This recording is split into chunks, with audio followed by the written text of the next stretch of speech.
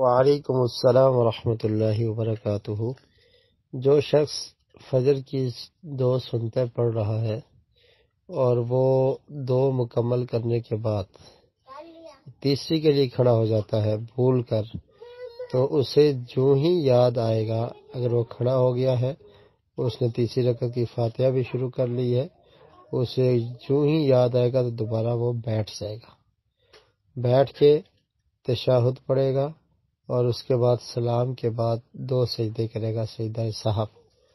تیسری رکعت نہیں پڑھنی، کیونکہ فجر کی سنتے میں 2 ہی رکعات ہیں، تو جب تیسری کے لیے کھڑا ہو گیا تو جو ہی اسے یاد آئے گا تو وہ بیٹھ جائے گا۔ جس حالت میں جس وقت یاد آتا ہے تو وہ بیٹھ کر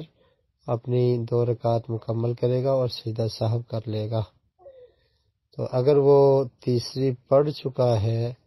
اور پڑھنے کے بعد، ختم کرنے کے بعد اسے یاد آ گیا کہ میں نے تو 3 پڑھی ہیں، تو پھر وہ صرف سجدہ سہو کر لے گا، کیونکہ یہ 2 رکعت سنتے ہیں،